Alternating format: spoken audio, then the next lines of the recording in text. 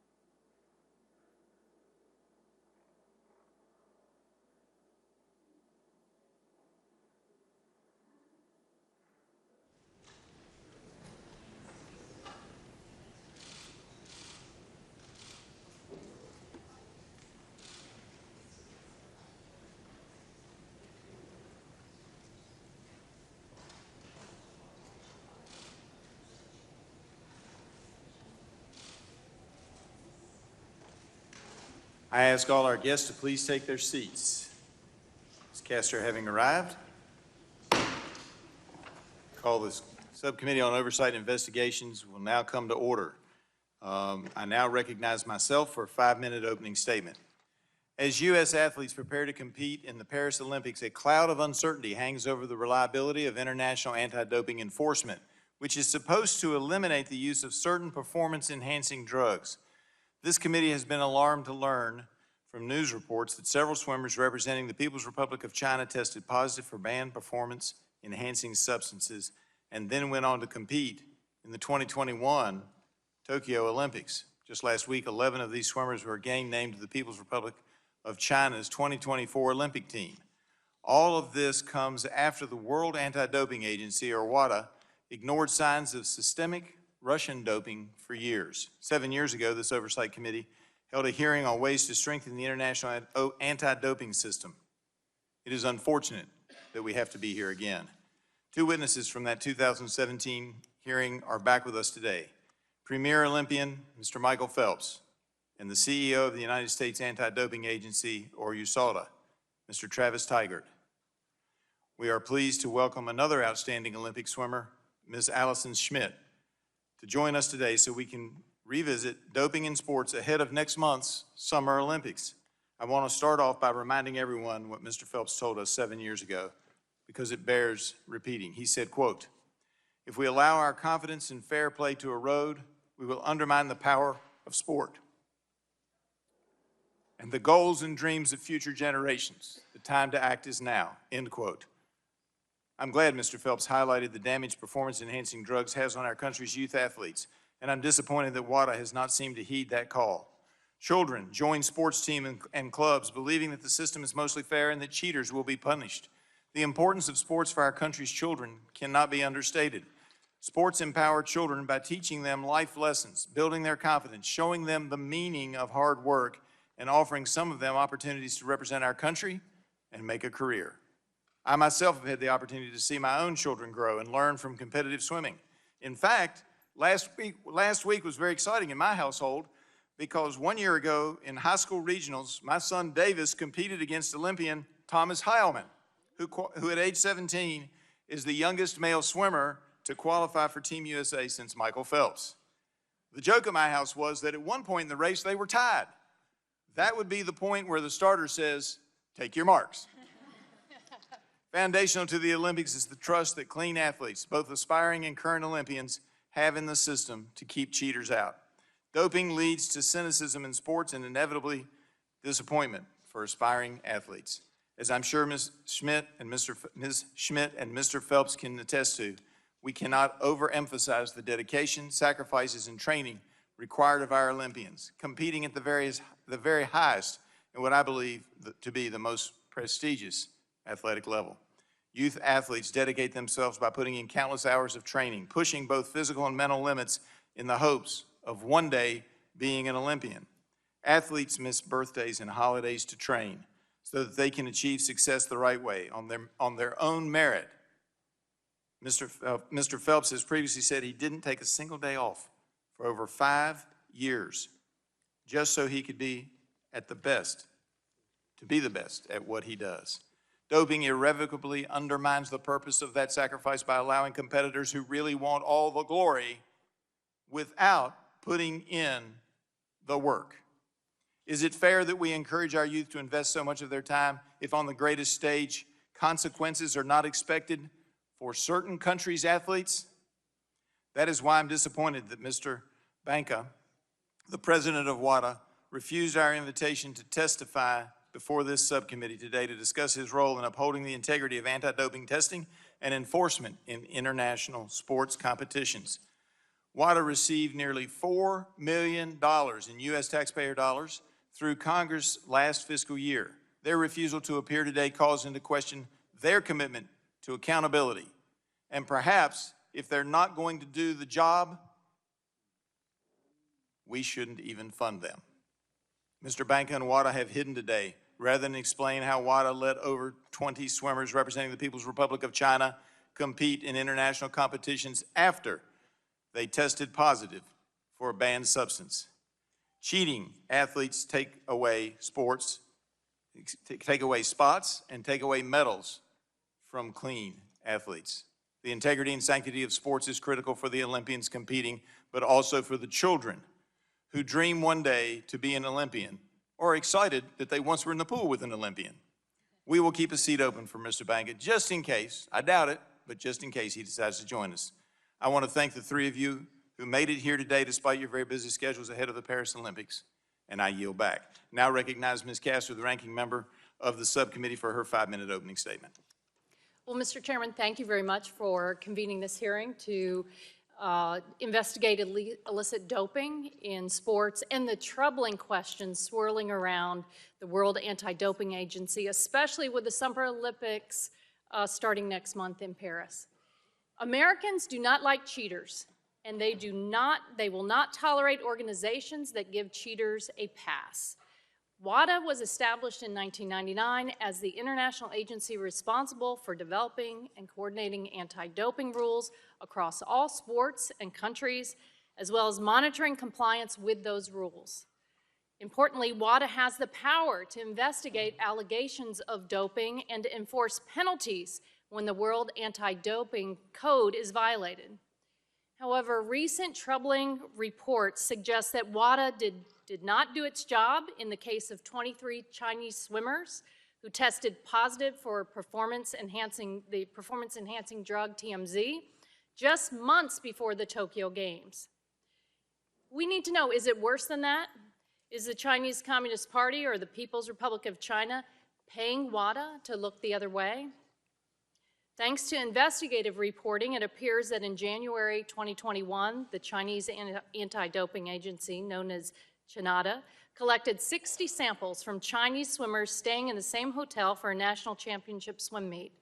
Nearly 6 weeks later, in March of 2021, test results were reported to WADA, showing that 23 of the swimmers tested positive for TMZ. CHINADA suggested that TMZ positive tests were due to food in a contaminated kitchen that served the athletes. CHINADA did not impose a rule violation against the swimmers or make the matter public.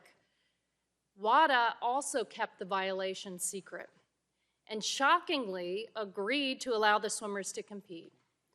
Any amount of TMZ found in an athlete's system is a violation of the rules, and presumptive sanctions are required. Yet 13 of the 23 athletes that tested positive went on to compete in the Games in Tokyo. And some have been named to the Chinese team for the upcoming Olympics in Paris. This makes no sense. Why did WADA accept CHINADA's conclusions? Why did WADA keep the violation secret? Why were Chinese athletes treated differently than athletes from other countries?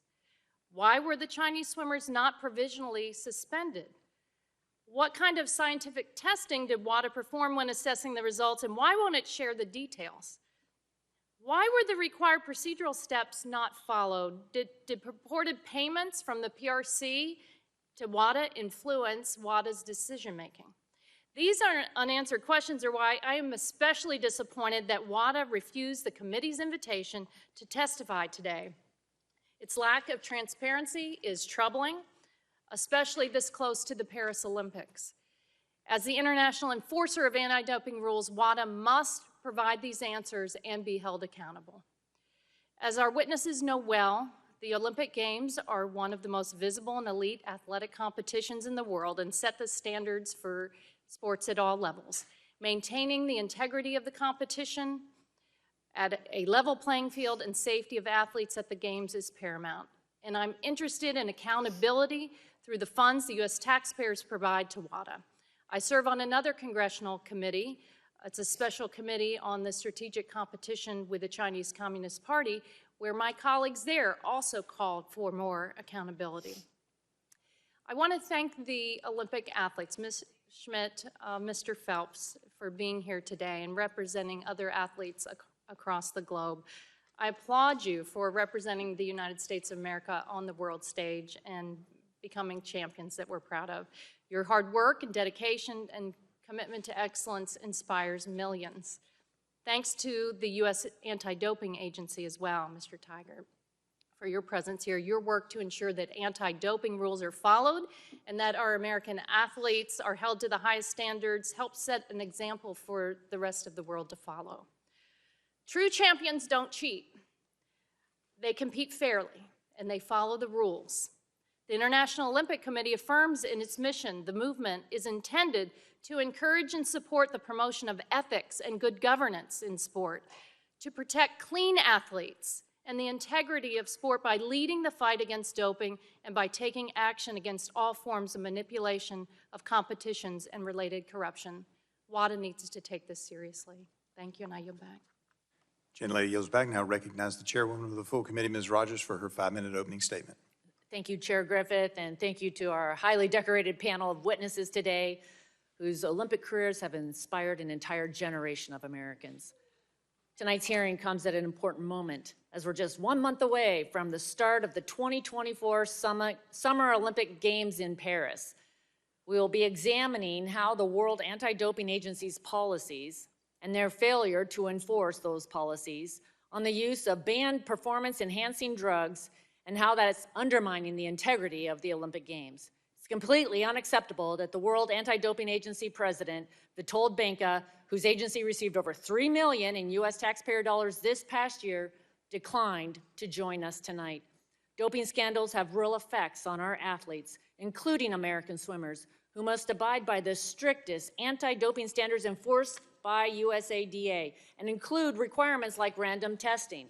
These anti-doping standards should be applied evenly to ensure a level playing field and that the best athlete wins. Recent reporting unveiled that just weeks before the 2021 Olympic Games in Tokyo, 23 members of the Chinese swimming team tested positive for a banned substance, trimetazine, or TMZ. The Chinese authorities dismissed the positive test, telling the World Anti-Doping Agency that this was all a mistake because the banned drug, which is found only in pill form, somehow ended up in the kitchen of a hotel that all 23 swimmers were staying at, and they all somehow unknowingly ingested this banned substance. The World Anti-Doping Agency's review somehow concluded that this explanation was plausible and no further investigation was necessary. It's important to note that those swimmers won several medals, including 3 golds. WADA has consistently failed to be transparent or accept any responsibility for its actions. And it's not just the U.S. Congress. WADA is declining a hearing invitation from the German Bundestag that was scheduled earlier this month. How many more Olympic athletes have to lose out on winning medals and proudly singing their country's national anthem before the World Anti-Doping Agency decides to enforce its rules uniformly? Everyone's watching the Olympics in Paris in their homes next month should know that the system is not rigged, against athletes who compete the right way. I look forward to hearing from all of you on this important topic. I yield back. Ms. Rogers yields back. Now recognize the ranking member of the full committee, Mr. Pallone, for his 5-minute opening statement.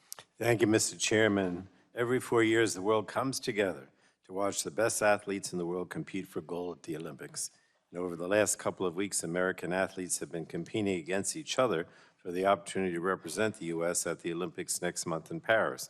And I was thrilled to see that 2 New Jersey swimmers, Matt Fallon and Jack Alexey, earned spots on the Olympic swim team at the Olympic trials in Indianapolis last week. And the Olympics only happen every 4 years, but these dedicated athletes train around the clock, day in and day out, for the opportunity to compete. And they should be assured that the world competition is fair. So I want to thank the witnesses who are here today and demonstrate their ongoing commitment to drug-free competitive sports. Michael Phelps and Allison Schmidt are 2 of our nation's top Olympic athletes who have both dedicated most of their lives to rigorous training and incredible discipline to showcase their talents and represent the U.S. on the world stage. And both of you have made our country proud through your athletic achievements, and you continue to make us proud by standing up for clean sports. The CEO of the U.S. Anti-Doping Agency, Travis Tigert, is also here, representing an institution that works tirelessly to ensure clean competition and the integrity of sports. USADA's drug testing and educational programs are held up as examples of the strongest and most effective anti-doping programs in the world. And thank you for your important work and the example that you set. I have to note my extreme disappointment and frustration that the World Anti-Doping Agency declined the committee's invitation to testify. WADA is supposed to play a critical role in ensuring that sports are fair and that competitions are clean across the world. They were established to enforce the rules that keep everyone safe and uphold the integrity of global sporting events. It's really outrageous that WADA does not have the courage or integrity to show up and defend itself here tonight. WADA should be protecting clean sport and not hiding from accountability. Now, we need answers directly from WADA about the disturbing allegations against Chinese Olympic swimmers. Recently, the world learned of the allegations of doping amongst Chinese swimmers that happened in early 2021, 7 months before the Tokyo Olympics. It was especially alarming to learn of WADA's role in sweeping these positive tests under the rug and allowing the Chinese anti-doping agency to ignore the rules by not making the violations public and failing to issue proper sanctions on the affected athletes. 13 of those swimmers that tested positive for banned substances competed in Tokyo and won several medals. Not only were there no repercussions for violations of the doping rules at the time, but 11 of those swimmers are on the national team for China now and will compete again in Paris next month. So WADA's mission is to police doping in the international sports arena. The positive tests from the Chinese swimmers raise serious concerns about WADA's effectiveness in this role.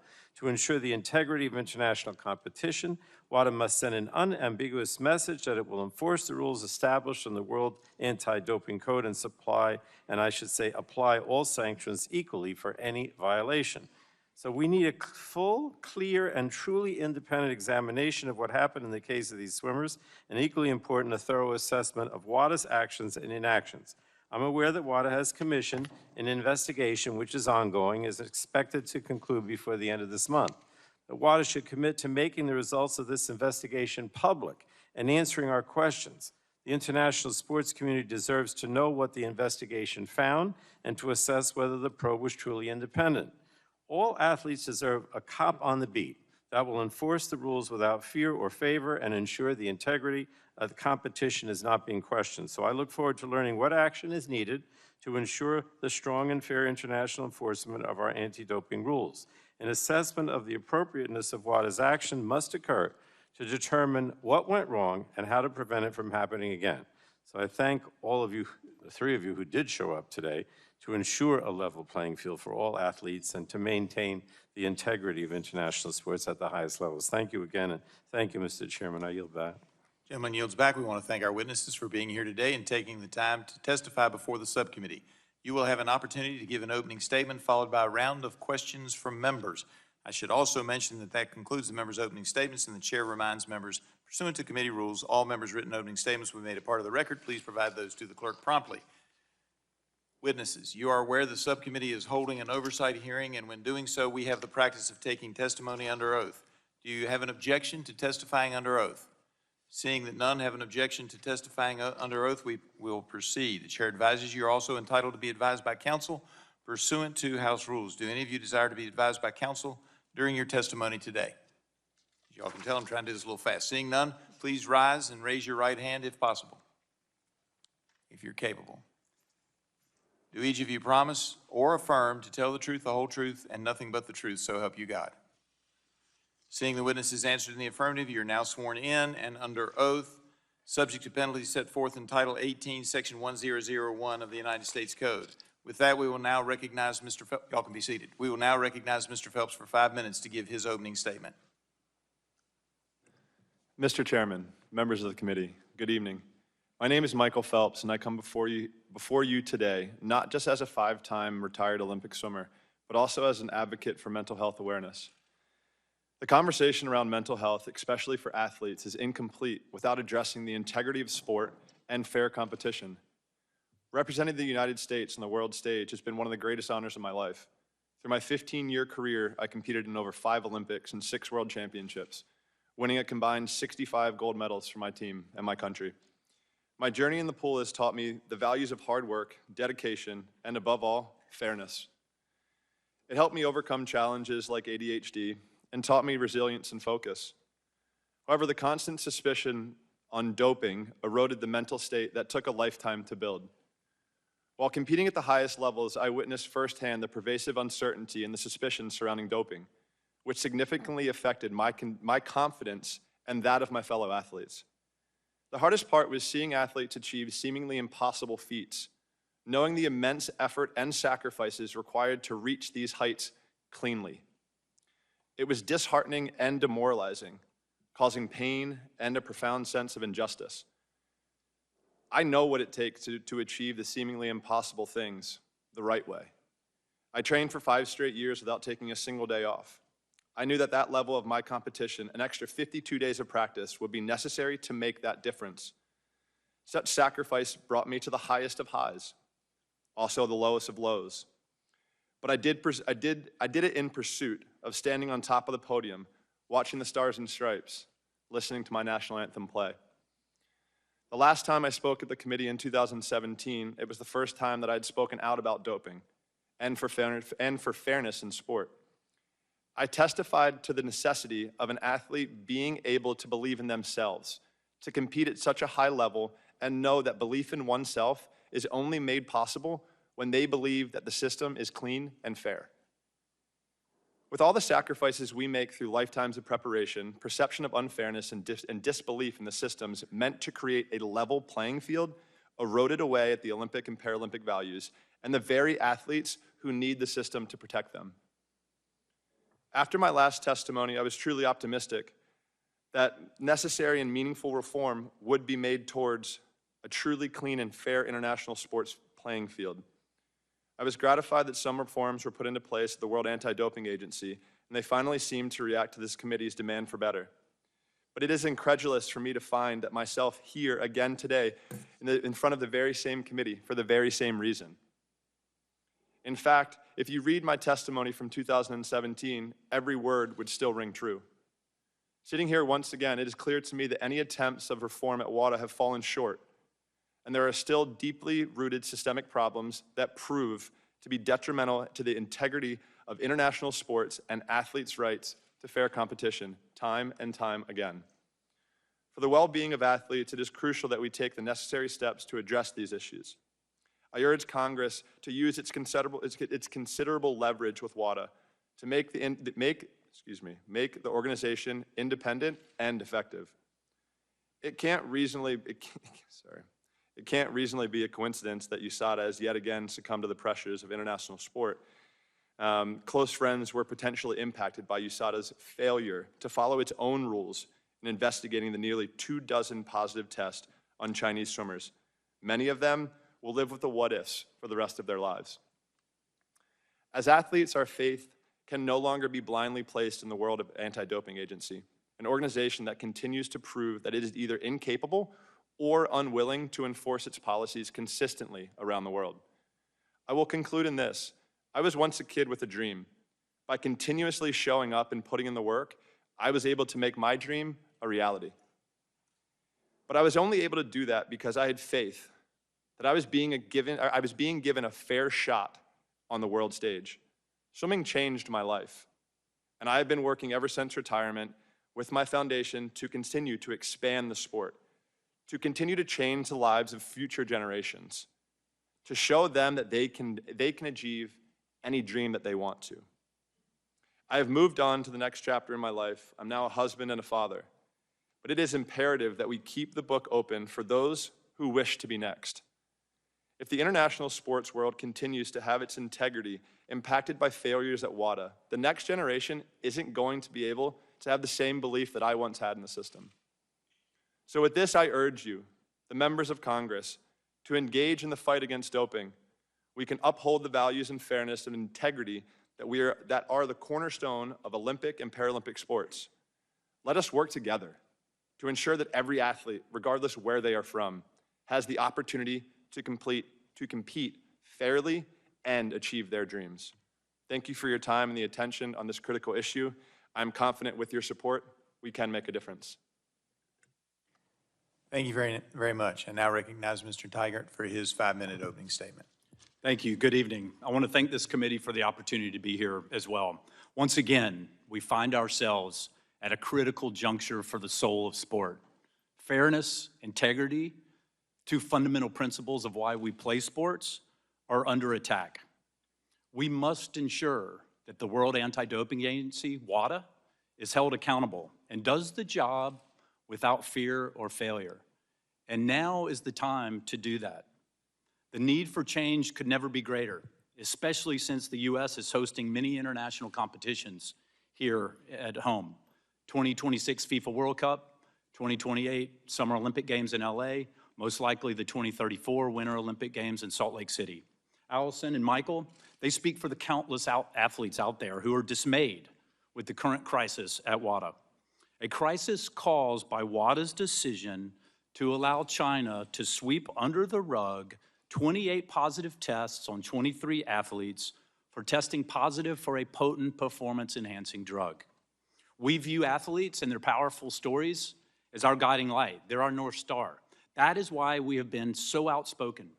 Athletes from around the world, including Chinese athletes, have been betrayed by the system. Mr. Chairman, when will enough be enough? Clean athletes have seen this WADA horror show before. In 2017, in front of this very committee, Michael Phelps and I called for change then due to WADA's inept handling of the Russia state doping scheme. In that destructive affair, WADA hoped to just pacify Russia and put the whole saga in the rearview mirror.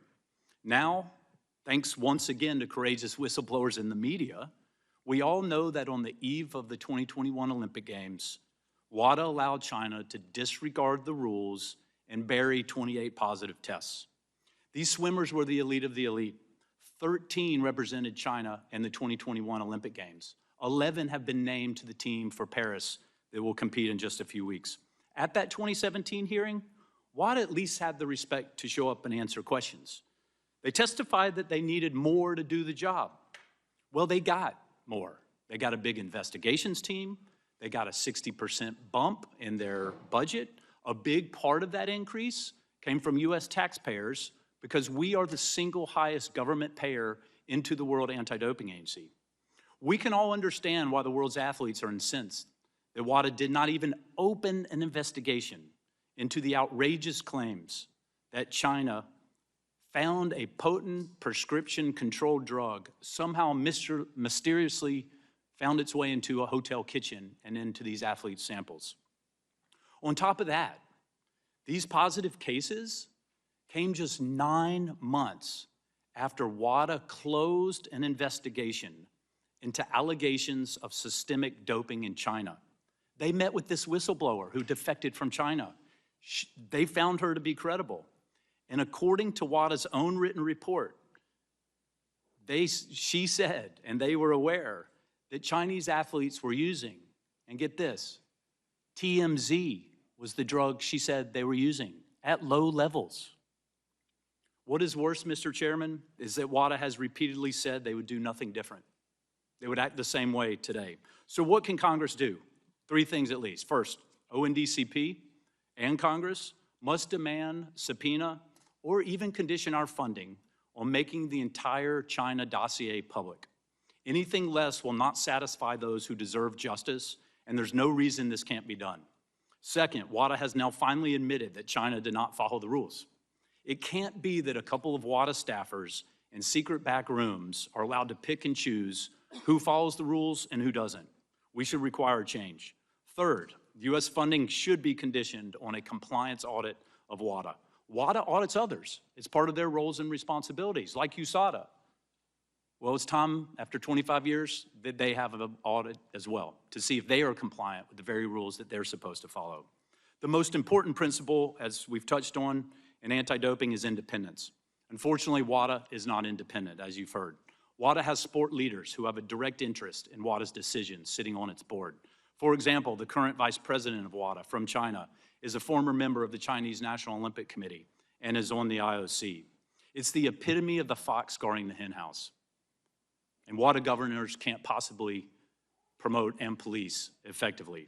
Let me be very clear. Clean athletes in sport and the public need a strong WADA. No country is immune to the scourge of doping, including here in the U.S. And it's why our role at USADA is so important, and we need to be fully supported. However, for a global system to work, we need a fierce, fair, effective global watchdog to protect athletes' rights in the Olympic Games, not a lapdog of sport or favored nations.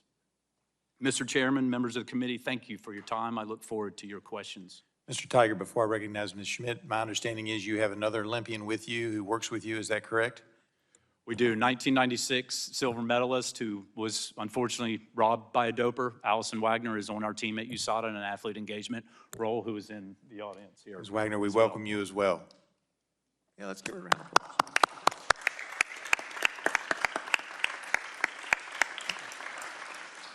Ms. Schmidt, you're recognized for 5 minutes. Mr. Chairman and members of the committee, thank you for this opportunity to address to you today on a matter of crucial importance as we approach the 2024 Olympic Games.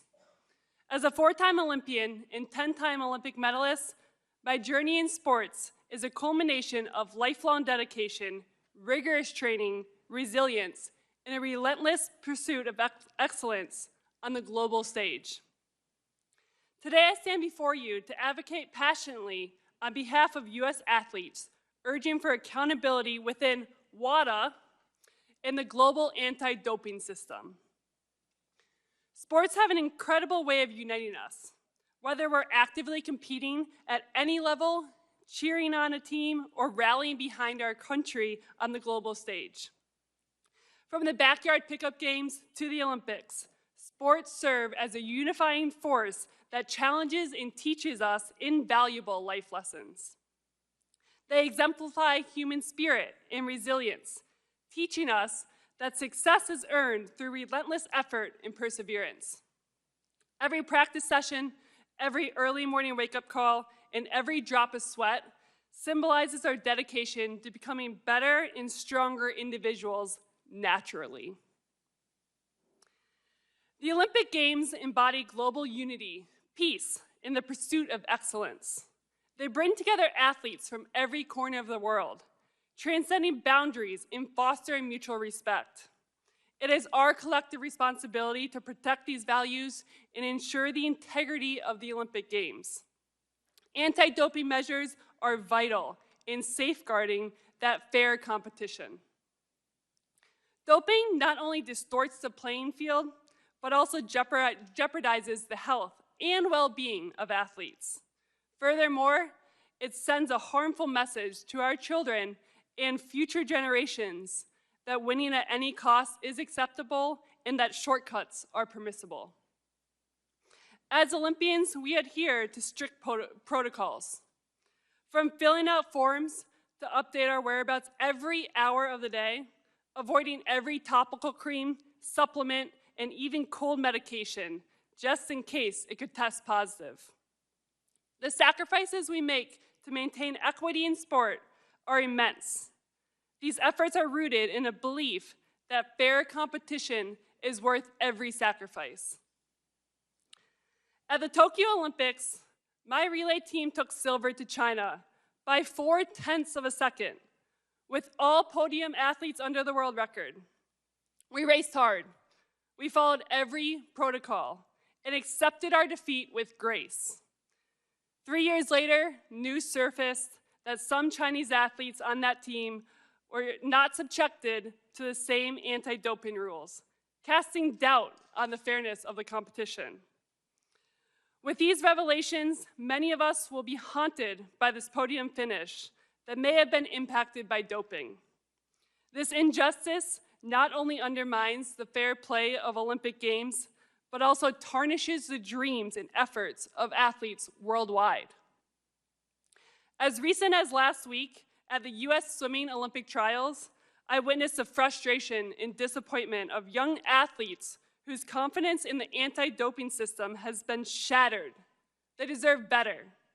They deserve a level playing field where success is determined by talent, hard work, and dedication, not by banned substances.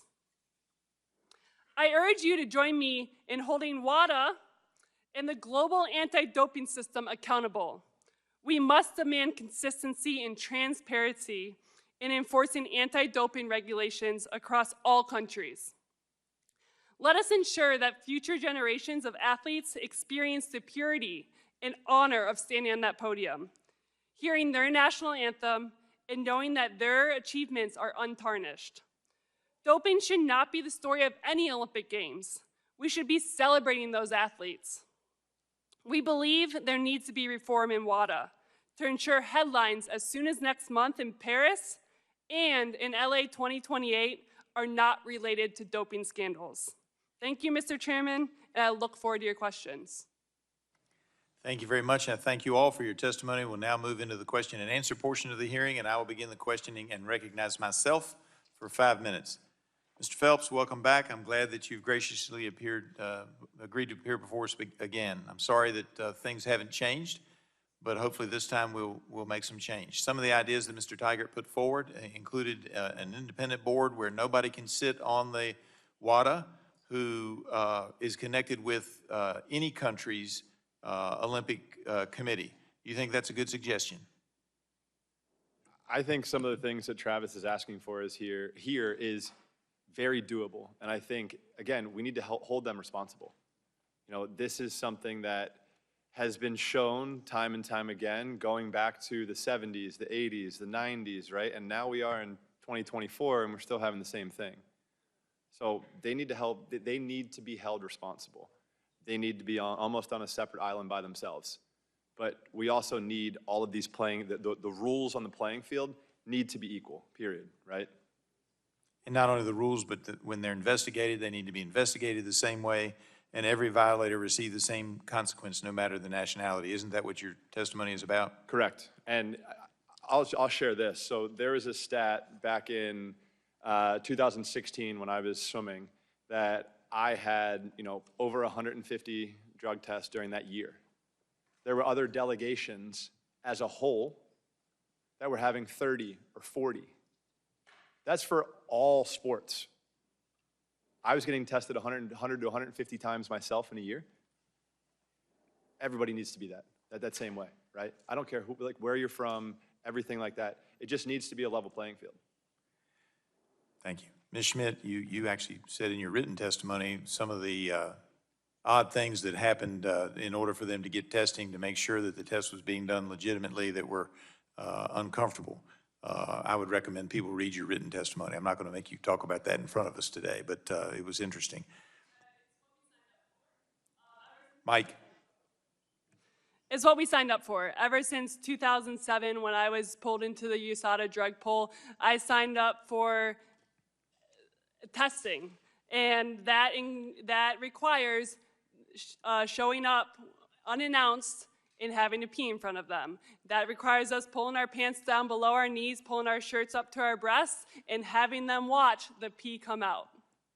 So as graphic as that is what we signed up for clean sport, and that's what we will continue to do to fight for this clean sport. Thank you. I have to ask, when you found out some of your competitors in the Tokyo Olympics had tested positive, did you feel like a sucker for having undergone all the scrutiny that you've just described? stay in my lane. There are 7 other lanes, and I know that I have always competed clean. I leave it to the power of WADA to show up and do their job and keep supporting our athletes. They're not doing that. They have not supported us, and they're not showing up to continue to show that there is clean sport. So as an athlete, I know that I am clean, and I stand up every time on those blocks knowing that I'm going to do the best I can because of the hard work and the sweat and the tears that were poured into that. On your relay team, am I correct to assume that not everybody on the foursome had gotten a gold somewhere in their career before that time? The one that came in second? Somewhere in their career, they had a medal. Not everyone had a previous gold medal in the Olympics, but there was gold medals on that Olympic team. Yeah. And I would like to point out that when we did finish, they only drug test the first place team and the world record team. And as silver medalists, all 4 of us were asked to be tested, and we were tested in case of a positive test from the winning team. Very good. I yield back now, recognize Ms. Castor, ranking member, for 5 minutes of questions. Thank you. Thank you for your very direct testimony. I think the average person expects, as we head into the Olympics and an international competition, that there is a level playing field and the rules apply across the board. Are you saying that there are different testing protocols for different countries, Ms. Schmidt? Unfortunately, I don't know that true answer. I can speak on the fact that I have been in other countries and have been at competitions that have been tested. It is not the same protocols that we have had here at USADA. That's your testimony, correct? Correct. All of my tests are public record, so you want to go on and see how many I've been tested, how many times I've been tested, you can. And I know for a fact that isn't across the board for every other country in the world. Isn't WADA supposed to set those ground rules for all Correct. competitors? Yes. And have they not even followed through with the consistent testing protocols for each country? And they're supposed to monitor compliance on that? Supposed to, yes, ma'am. So, Ms. Schmidt, talk to us about the testing. You've gone into a little bit of detail, but what does that, Mr. Phelps said that he operated under a constant suspicion of doping out there. What's your mindset as you go through the testing, and how frequent is it, and get into a little more detail just on the frequency and the type of testing? I can say I have had hundreds and hundreds of tests since I've been in the pool in 2007. And that's all the way up until 2022, a year after the Tokyo Olympics, I was being tested. And I have never had a positive test, and I have always been willing to have tests at any time. You said that's to ensure you said fair competition is worth the sacrifice of doing that. Yes, it is what I knew at 17 years old, 16 years old, that I was signing my privacy and my rights away for fair sport and clean sport. And that's what we were working for. And that was my dream as a little kid, is to be in a level playing field. And as an adult in competing, I know that I was not in a level playing field, but I knew that I was clean myself. And I had worked for every record or medal and yard that we did. We're proud of you for doing that. Thank you. Mr. Phelps, so that you said that, when did you become aware that the rules were different as you headed into these international competitions? And you said that constant suspicion of doping was kind of impacted you along the way. Sure. I mean, if you go back, you know, we were talking to Allison Wagner here, who swam in 1996. There were doping allegations and positive tests in 1992 and 96 and 2000 from the Italian team. 2004 from the Greek team, 2008, I don't know, 2012, I'm sure there was something, then 2016 you have the Russians, right? And now we have the Chinese all over again. So for me, it is rather frustrating that over time, I never have felt like I was competing in a clean field. In the US, yes, I do believe that. because you heard what Allison and I go through when we subject ourselves to these testing. You know, there are times where I would be blood and urine tested twice a day, one by USADA, one by WADA. And they could be within a 30-minute window. They're taking 4 to 6 vials of blood every time they test. After every single world record I ever break, same thing, vials of blood and then urine. It's not the same for everybody Well, else. how short-sighted is it to undermine the integrity of an international competition like the Olympics? If scandals like this proliferate, then what happens to fair competition and in the interest of the public and all of us? It's a great question, and honestly, I think if we continue to let this slide any farther, the Olympic Games might not even be there. You know, I think there could be a possibility where, you know, there are other avenues that people try instead of trying to do it the right way. And as a kid growing up, again, you heard, my dream was to wear the Stars and Stripes and stand on top of that podium and listen to my national anthem play. And I will tell you what, over a 20-year career, I got to do it a lot. And it was really awesome. But also, like Allison said, I outworked any single human on this planet. And that's a fact. And that's why I got the results that I got. And for me, I don't want kids growing up thinking that it's only doping and cheating where you're able to do these unfathomable things. Because people told me my whole entire life I would never amount to anything. I use that as motivation. In my career, I guess I won a couple gold medals, so it was a good career, and I had fun doing it. But for the future, again, this has to change, and it has to change now. Thank you. Each one of us has been a little boy or a little girl who has had a dream. Now, Michael and I have had a dream in this sport and in the Olympic space, and to be robbed as a little kid that there is not a clean playing field and a fair playing field, that's robbing little girls and little boys of their dreams. Well put, and now recognize Ms. Rogers for her 5 minutes of questioning. Mr. Phelps, the last time you testified before this committee, 7 years ago, you testified, quote, "For me as a father now, I don't know what or how I would even talk to my son about doping in sports. I would hope to never have that conversation, and I hope we can get it clear and cleaned up by then." Mr. Phelps, has the problem of doping in sports been cleaned up where you can tell your sons that athletic competitions are fair and clean of cheating? No. From your standpoint, what is preventing competitions from being fair and free of illegal performing enhancing drugs? I think lack of level playing fields, lack of rule following across the board, right? You know, I mean, you heard the schedule that we have to give every hour of every single day. They have to know exactly where we are. USADA knows exactly where we are. And again, we are okay with that. If everybody else is doing that, then that's what I want, right? I want to be able to stand up to the block with somebody next to me and be like, all right, cool, this is me versus you. It's not me versus you and 7 other drugs. So, yeah.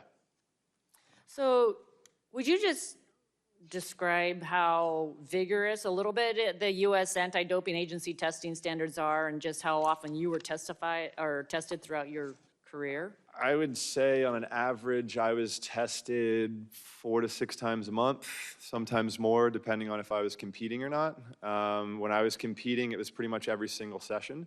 It was the random testing, which again, I'm okay with. And yeah, I mean, it's you know, sometimes it's at 6 o'clock in the morning and we're getting up out of bed on our day off in Colorado Springs, knocking on the door, we have to do a drug test, fine, no problem. But it's literally, I mean, for my whole career, I'm probably one of the highest tested athletes that we have. Is that fair to say, Travis? Yeah? So, you know, so it's, you know, again, if everybody else isn't doing that and I'm subjecting myself to it, it's just not right. You know, and I know that there are other athletes as well. My competitors from the U.S. were going through the same exact thing, right? Ryan Lochte, going through the same exact thing. We were number 1, number 2 in the world, right? We're going through the same exact process. But somebody else who's number 3 in the world or number 4 in the world, number 5 in the world, they might have 2 or 3 drug tests, that's it. And they might not be random, right? So, yeah, it's hard for me to fathom that we have made changes moving forward, but I think we need to now. Thank you. Thank you. Mr. Tigert, Why does the World Anti-Doping Agency's explanation for why they ignored positive test results from 23 swimmers on Team China not hold up, in your opinion? Well, it's absolutely against the rules. Even if you buy this contamination theory, and keep in mind, TMZ is a controlled prescription medication. It's prohibited all the time. The default sanction is 4 years. It doesn't magically appear fairy dust in a kitchen of a hotel 3 months after this event happened during COVID when cleaning protocols were at the height of what they were. However, even if you believe this contamination theory, they still didn't follow the rules. And WADA has now admitted that China did not follow the rules. Because even if it's contamination that caused the positive test, and there are some of those cases. We have some meat contaminants, and these are drugs that cattle is treated with. And if you eat that oxtail, for example, it may cause a very, very low level of a positive test. We understand that. That happens. However, if that happens, it still has to be announced. There's transparency in the system. There's still disqualification, and there's still a violation. And that did not happen, even if you buy this crazy contamination theory. So what should have they done? They absolutely should have appealed the lack of a provisional suspension when the notice of the positive tests were first sent. And if they were going to let the Chinese handle the case, WADA has the power to go in and grab a case out of a national organization's hands, and they handle it themselves in the first instance. And they probably should have done that when they saw that China wasn't giving their athletes due process. There was no B samples. They didn't give notice to the athletes. There was no provisional suspension, which is mandatory.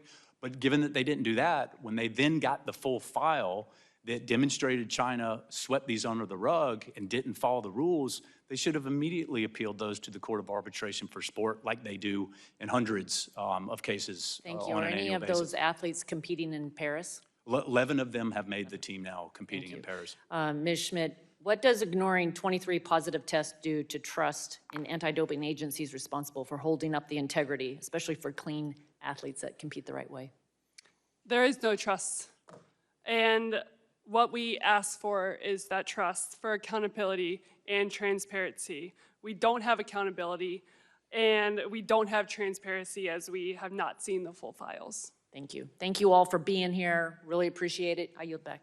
Gentlelady yields back. Now recognize the ranking member of the full committee, Mr. Pallone, for his 5 minutes of questions. Thank you, Mr. Chairman. I want to follow up what Chair Rogers said and what Mr. Taggart said about this, what happened.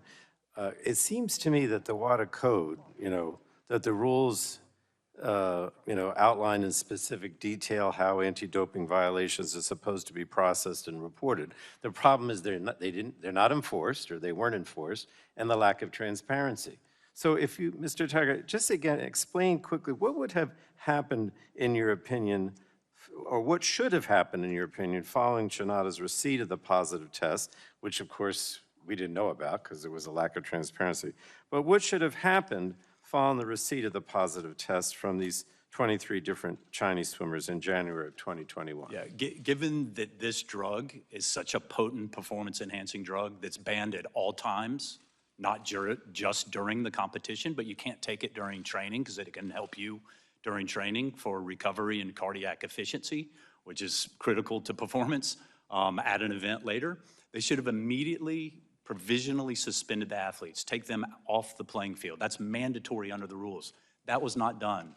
WADA has the appeal right when anti-doping organizations like China in this case fail to impose a mandatory provisional suspension. WADA should have immediately appealed that, like they did in the Russian figure skater case, if you remember. Exactly. She was not provisionally suspended by Russia, surprise, and they appealed that. Same drug, same level of drug, and then when they got the full case file, if they weren't gonna grab it out of China's hands themselves, like I just described in the prior question, they should have immediately appealed China's sweeping these under the rug. And WADA has now admitted that China did not follow the rules. They had to find a violation, they had to publicly announce it, and they had to disqualify these swimmers, and they did not do that. And that's if you believe the contamination theory, which is a whole nother. But in other words, those things should have happened even before they assessed the the banned substance or the responsibility, right? That's exactly right. Even before. Now, let me ask you this. I mentioned in my opening that WADA now has supposedly had some independent Swiss company, do some sort of independent analysis of what they should have done or what they did wrong. And I said that that should be made public. Suppose we're going to get it by the end of this month, but they haven't agreed to make it public. So I guess my question is, if they, again, this goes to the transparency, if they made that public and it said you didn't follow the rules, which you clearly say they didn't, then could they go back and reopen the case? Absolutely, and thank you for that. It's really, really important. This, we believe, and we said it when they first announced this Cartier investigation, that it's a whitewash. We've seen these before. My guess is they will make some of that public. They may make the whole thing public. But what we are asking for to be made public is the actual evidence in the files so that independent people can determine. And yes, the statute of limitations in these cases has not run. So they could reopen. Absolutely. Now, let me ask you this. If they reopened the case and found out that these athletes should have been suspended, let's go the next step. Could they then recommend to the International Olympic Committee that the medals be taken away? Listen, how the rules, unfortunately, what happened. Where we are now is that athletes and others around the world deserve justice on those cases themselves. Statute of limitation has not run. We need a prosecutor to go in and look at the facts, get independent advice, investigate, check to see if all these athletes actually stayed in the hotel. But what I'm asking you, And then is, you I can know bring you're the not case. recommending this, but it is possible for them to reopen the case. Absolutely. Determine that they should have been suspended, and then recommend to the International Olympic Committee that they should be, the medals should be taken away. Under the rules, once that legal process has been followed, then it's automatic disqualification if there's a suspension put in place, such as the And then Valieva Russia case where she's been suspended, got a 4-year sanction. Now our athletes are moving from silver to gold in the figure And skating. the International Olympic Committee could then determine that and say, They have to follow what the Court of Arbitration for Sport would say. But the athletes deserve their due process. Let's make no mistake about that. The Chinese athletes, that was robbed of them at the time. But the statute of limitations has not told. And if there are violations that deserve something longer than just a disqualification and an announcement, then that can still be put in place. one way of achieving justice, and That's- maybe that's- setting an example, that we're going to take these medals away, and you shouldn't violate the rules. Congressman, that's why we have been pushing so hard from the very beginning for an independent prosecutor to get access to the cases themselves, not a report that WADA does, but the actual evidence in the cases, interview the whistleblowers, which was not done, and determine whether or not it is fair to bring cases against those 23 athletes, and if a sanction, the 4-year default sanction, should be put in place, or if it is contamination. And listen, if it is contamination and the evidence proves that, USADA, myself, we will be the first to raise our hand and say, you know what, that's contamination. Sorry, you got silver medal and you should be happy with it, but you weren't robbed. But until that happens, this will haunt our athletes and athletes from around the world for the rest of their lives. Thank you, Mr. Chairman. Gentleman yields Sorry if back. we went over. Now recognize the gentleman from Kentucky, the chairman of the Subcommittee on Health, Mr. Guthrie. Thank you. Thank you all for being here. And I'd like to address this to Mr. Phelps and Mr. Schmidt. My understanding is athletes who are doping on banned substances do everything they possibly can to avoid the regulators and not get detected. I know, and I appreciate both of you standing here and saying that everything you've done has been because of your hard work. That's admirable. I appreciate it. But I know you've been around some people who have probably, or know of situations. And could you share some of the ways athletes try to hide the fact that they're using bad substances, or they try to trick testers and regulators? And also, so how do they do it? And based on your experiences, are cheaters often a step ahead of the regulators?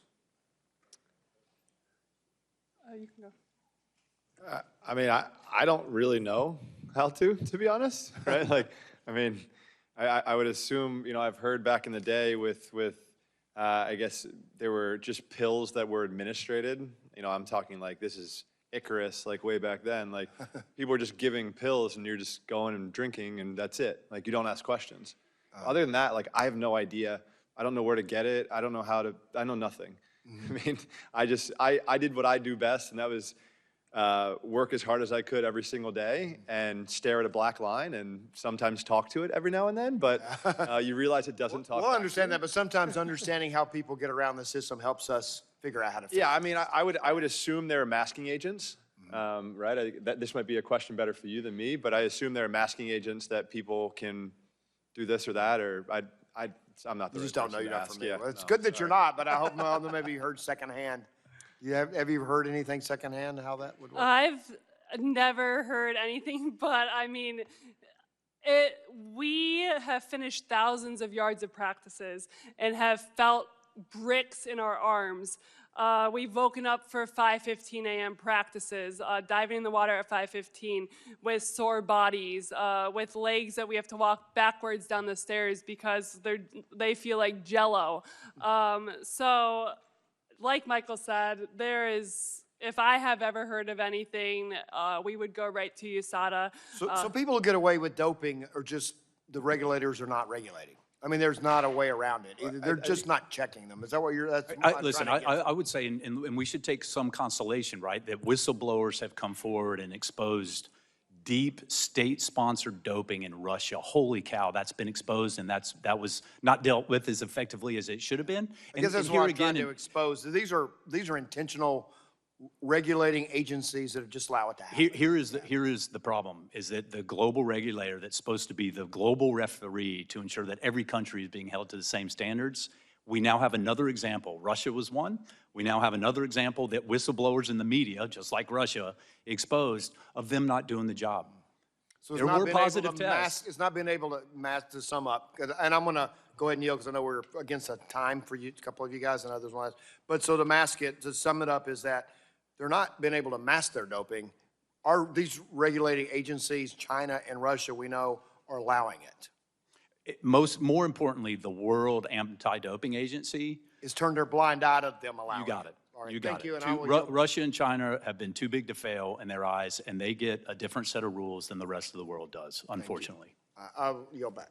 Gentleman yields back. Now recognize Ms. DeGette for her 5 minutes of questioning. Thank you so much, Mr. Chairman. I'm the co-chair of the bipartisan and bicameral Congressional Olympic and Paralympic Caucus. And my constituents and I are very proud that USADA, the U.S. Olympic and Paralympic Committee, and so many Olympic athletes call Colorado home. I will apologize for the 6 a.m. wake-ups, but, you know, that's out of my hands. As you heard from this panel, we had a hearing in 2017 when I was the ranking member of this subcommittee about, and Mr. Tygart and Mr. Phelps were here, about the revelation of the systematic doping among the Russian athletes. That led to Russia's being banned from the Olympics for several years. And at that hearing, there were some serious questions raised about the effectiveness of the World Anti-Doping Agency, WADA, and it's kind of poignant that there they are or not, and they haven't come here to explain themselves. But after that hearing, Mr. Tygart, you will remember this, we felt like maybe they didn't have enough resources. Right. We felt like that was the problem, right? Yep. And so the U.S. now contributes nearly $4 million in dues to WADA, right? Yes, ma'am. And that was in response to the concerns about their ability to finance themselves, right? That's right. But how does our contribution compare to other countries' dues paid to WADA? So we are the single highest payer, U.S. taxpayer, Right. on the government side. That's matched by the IOC. The IOC overall is the largest payer, about half of WADA's $53 million budget. But you'll remember, to your point about what WADA asked for when they did have the decency and respect to show up here and answer questions under oath, that they asked for three things. One, they wanted authority to investigate and investigators. Correct. They wanted a compliance process, and they Correct. wanted a process to handle effectively whistleblowers. So They got all three, and a 60% increase in their budget Right. to So- handle that. so- Those weren't used in this case whatsoever. Right. So that this case and the problems we have has nothing to do with the funding that we're giving them. Isn't that right? I think absolutely not. Okay. Now, I also found out that in 2018 and 2019, coincidentally, China paid WADA nearly $2 million more than their required annual dues payments. Remember that? Overpayment? Unfortunately, I do. And now, as we now learn, that was right before these doping investigations. Is that right? And even worse, 500,000 of that, close to 2 million extra payments, was specifically given, earmarked for investigations. And now knowing that they didn't open an investigation into these cases, I'm not suggesting, I don't have evidence Well, of you a know quid what? pro quo. You don't have to suggest anything. I think we'll just let that sit there. The Thank you. optics and the perception of fairness and being objective, too good. unbiased is horrendous and Yeah, and not too good. incredibly troubling. Okay. Another development since the 2017 hearing was the Rodichenkov Anti-Doping Act, which was a bill I co-led in the House with some other people, actually signed into law. That law makes it a crime to engage in a doping scheme at any international sports competition that is broadcast in the U.S., sponsored by a U.S. company, or in which U.S. athletes participate. Mr. Phelps, do you know about that law? No. Okay. I don't. And I'm not going to, but do you think a law that would do what I just said would be helpful for athletes who dope? I do, yeah. I mean, because they're replicated, or excuse me, there's something that happens, right? Like, they're going to get punished for it. Like, right now, people are just getting away with everything. You know, there are Right. people who are still testing positive that are still having the opportunity to compete internationally. Right. What? Not No, from the that's not- US, No, though. not from the U.S., no. Right. But from all over the world. And how is that possible? Right. Like, it just makes no sense. I'm one that if somebody does test positive, I would like to see a lifetime ban. Cut and Yeah. dry, right? Like, and obviously to Travis, you know, what Travis is saying, you have a lot of contamination issues. Obviously, things happen. But if somebody is going out of their way to single-handedly cheat, go. Lifetime ban. Yeah, lifetime ban. What do you think, Ms. Schmidt? I agree and echo what they're saying. I think there should be a zero tolerance policy. Internationally. Yes. Thank you. Thank you all for coming. We may have to have you back again, I can imagine, but we will continue to chip away at this. I yield back. Thank you. Thank you all for everything today. Thank you so much. Recognize Mr. Duncan, Chairman of the Energy Sub, for his 5 minutes of questioning. Thank you, and I'll thank Ms. DeGette for that information. That was, wow. I want to discuss what the World Anti-Doping Agency cited as to why they didn't have to investigate the 23 Chinese swimmers who tested positive. First off, is any of this normal? I mean, if you worked at WADA and one day you get over 20 positive tests, all from one country, in this case China, in a 1 week span, is that a normal day at the office, or would this have raised an eyebrow or two? Mr. Phelps? It does raise an eyebrow because I think for 3 years, nobody said anything about it, right? So that's kind of bizarre. I mean, do I believe there is doping in sports? Of course. I mean, you've heard me say, I don't believe I've ever competed in a clean field.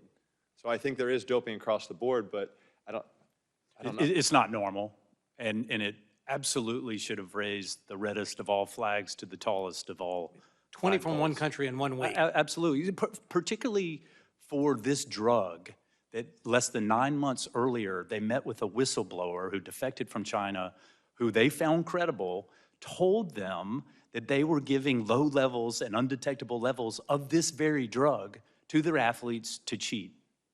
Wow. So how that didn't result in an immediate investigation, immediate grabbing of that case to be prosecuted effectively is why we're here.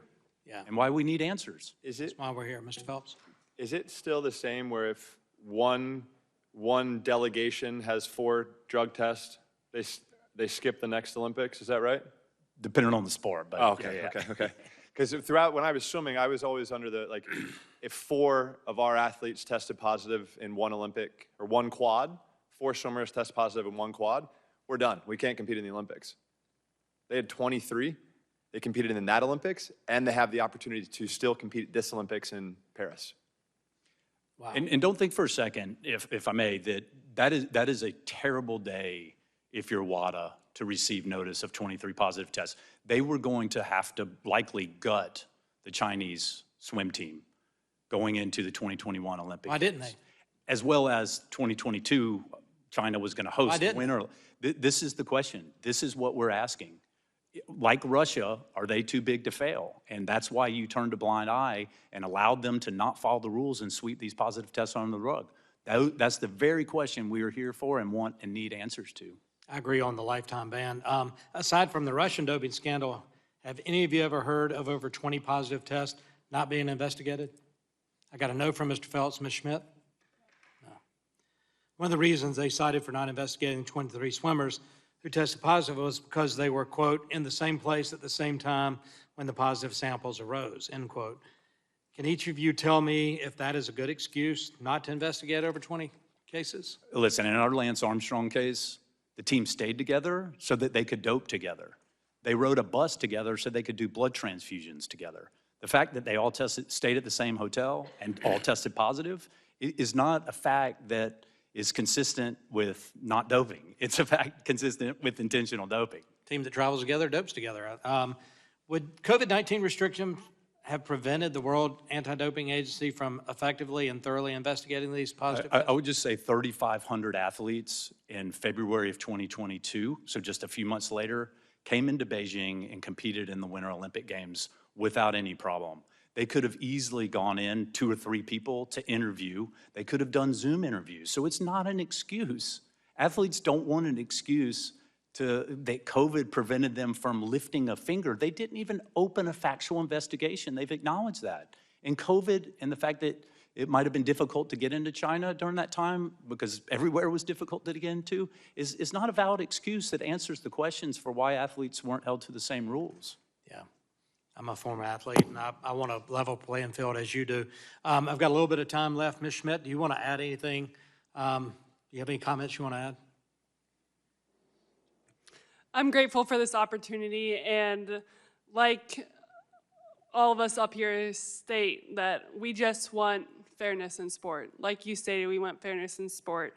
And sport has given me so many opportunities, and I hope that I can have children that are in sport that have opportunities and know that they're competing on a fair playing field. Thank you. Mr. Baca, your lack of being here speaks volumes. Mr. Chairman, I yield back. Gentleman yields back. Now recognize Ms. Schakowsky for her 5 minutes of question. She's up.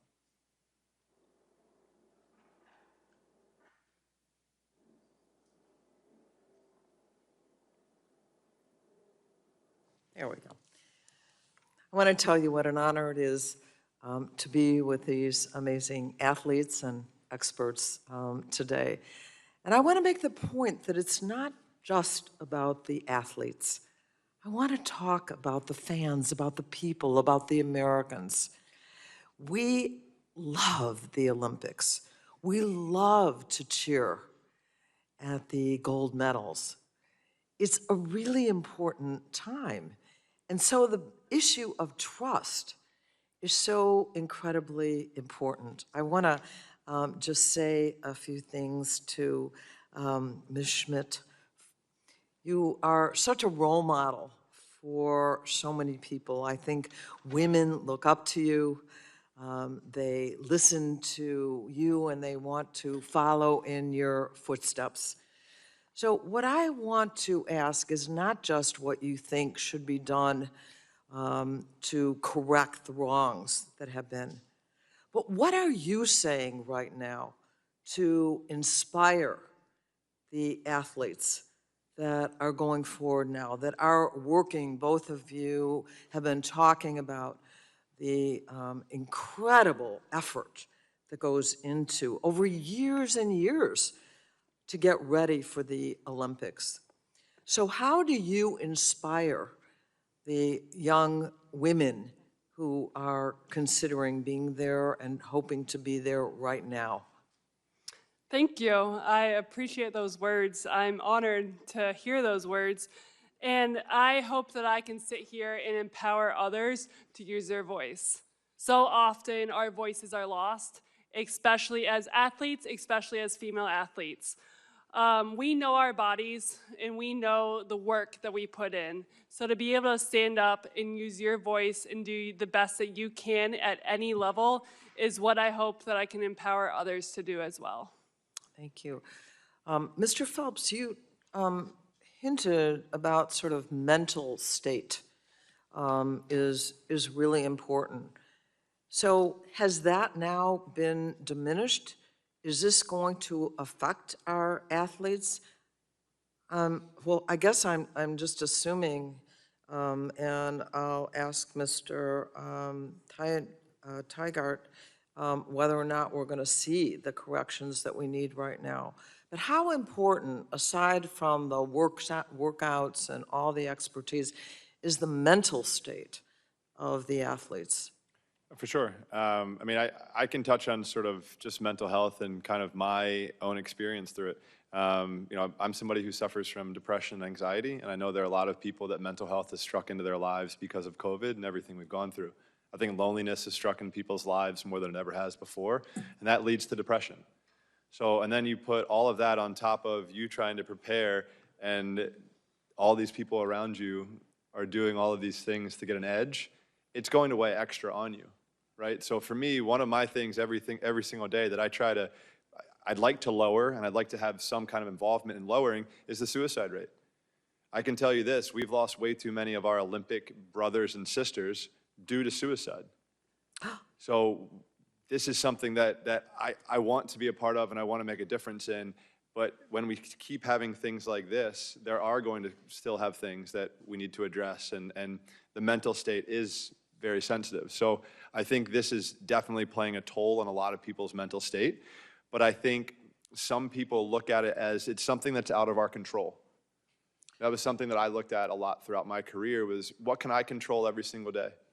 If I can control myself and be the best version of myself, that should be good enough.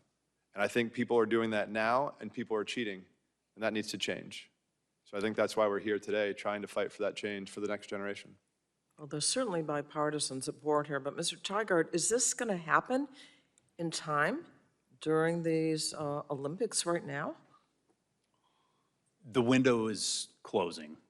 I think back when this first was exposed and we called for the independent prosecutor to get justice in the 23 cases, there was time, but this close to the games, I'm afraid there's not. And unfortunately, the World Anti-Doping Agency has dug its heels in, has said they would do this all over again. They would not change.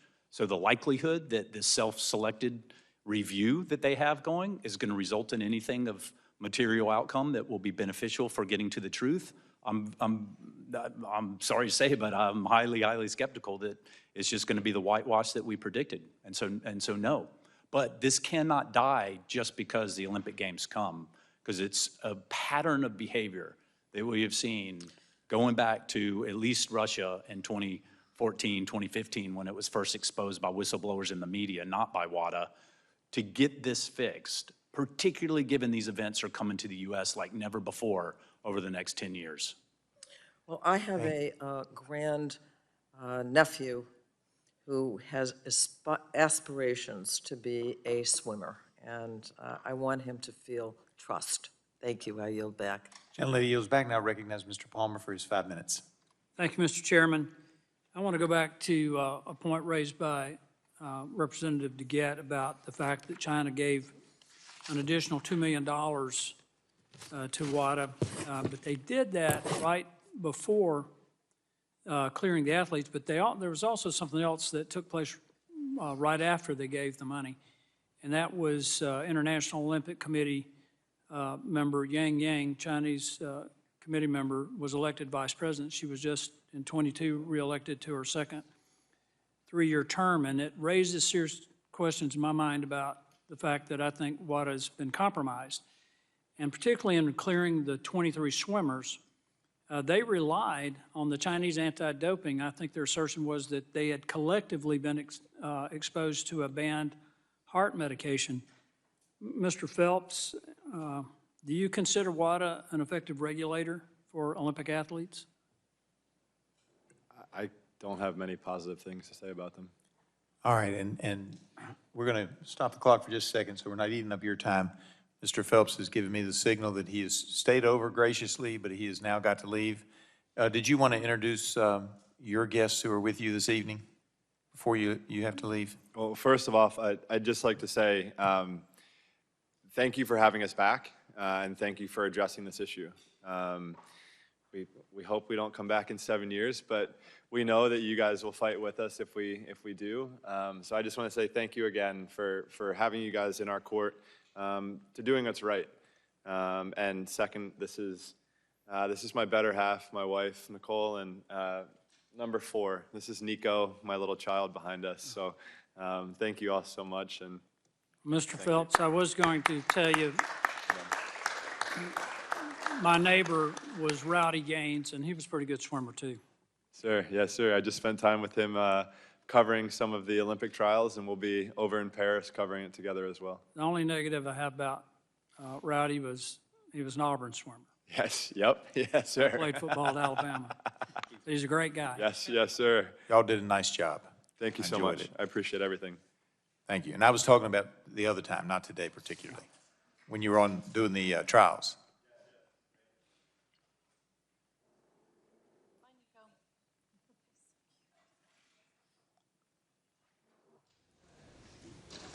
Claiming my time, Mr. Chairman. Gentleman's I'd like time to, is restarting. Go ahead. I'd like to redirect to Mr. Tigert and Ms. Schmidt that same question, because considering the excess payment that China made in the election of Yang Yang, and I'm not making any accusations against her, but it just seems incredibly more than coincidental that the payment was made, she was elected vice president, and they allowed basically the Chinese anti-doping agency to clear the 23 athletes. Do you consider WADA a legitimate regulator? The issue, and in my written testimony and my oral testimony, it's the fox guarding the hen house.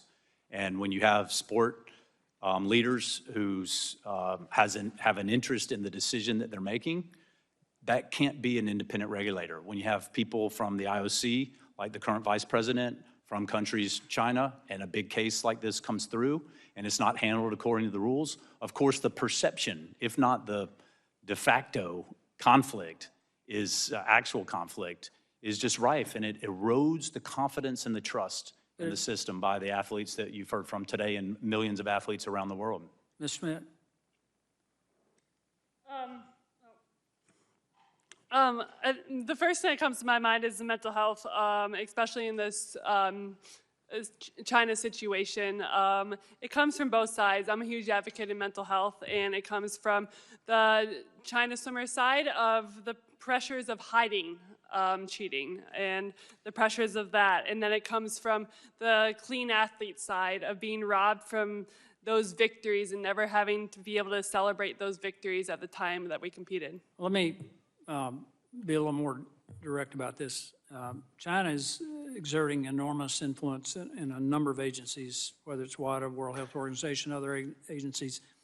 And I'm concerned that it's not the athlete's decision to take these drugs.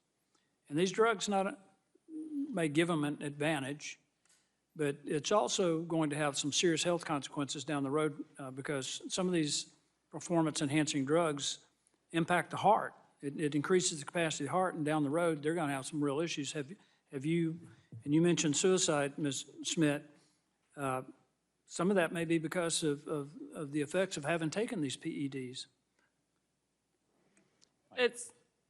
Yeah, go ahead. It's holding that standard. It's coming from, for us as U.S. athletes, it's coming from USADA, and to knowing that we're responsible for what we're putting in our body. And like I said, it's empowering ourselves to know what we're putting in our body, empowering ourselves to use our voice. My question, since my time is limited, is are there countries, and in this case China, forcing their athletes to take these drugs?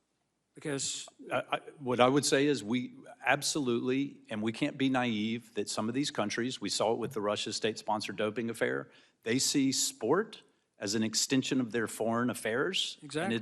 And it is a war to them, and they want to win, and they will use their athletes as their soldiers on the playing fields of the Olympic Games. No, it's And not we about- can't be naive to that, and it's exactly why we have to have a strong global referee to ensure that those countries don't gain an advantage that they don't deserve under the rules. Yeah, it's not about competition, it's about supremacy. And they're willing to risk the long-term well-being of their athletes in an attempt to defeat all other nations in competitive sports. So I just think we're at a situation now, Mr. Chairman, where WADA there's a serious question as to the legitimacy of the organization, and I think it's going to impact the long-term future of Olympic sports. I yield back. Gentleman yields back. Now recognize Mr. Tonko of New York for his 5 minutes of questioning. Thank you, Mr. Chair, and thank you for the opportunity, and thank you to our witnesses for being here today. I want to echo my colleagues and register my disappointment, great disappointment, that the World Anti-Doping Agency refused to attend tonight's hearing. I would like to discuss how WADA handled the case of Russian figure skater Kamila Valieva. There are several similarities with that case and the case of the 23 Chinese swimmers. Following a positive test for TMZ in December of 21, Ms. Valieva was provisionally suspended before being cleared on appeal by the Russian anti-doping authorities. WADA appealed that decision, and in January of 2022, Valieva was found to have committed an anti-doping violation. Her penalty was a 4-year suspension, backdated to December of 21. Russia's gold medal was stripped and awarded to the U.S. Mr. Tigert, good to see you. I'm interested in understanding why WADA appealed in the Russian case, but not in the case involving the 23 Chinese athletes. Can you explain the key differences and similarities in the handling of these cases and indeed their significance? And if we could cut there, Ms. Schmidt has indicated that it's time for her to go. Are you able to stay longer, or are you ready to go?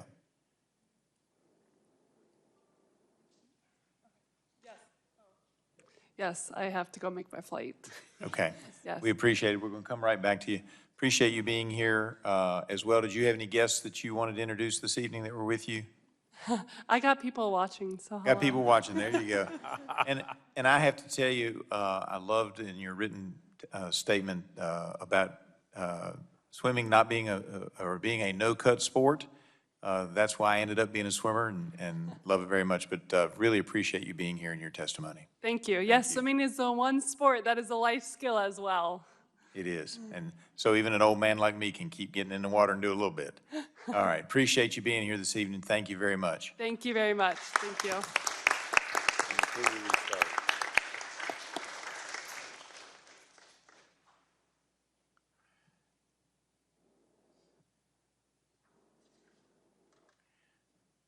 Mr. Tigert, did you need Mr. Tonko, before I turn the clock back on, did you need him to repeat his question? I don't. I think I got it. So the similarities or the contrasts in WADA's handling of Valieva, very similar, if not identical facts. Low level of a potent drug that's prohibited at all times.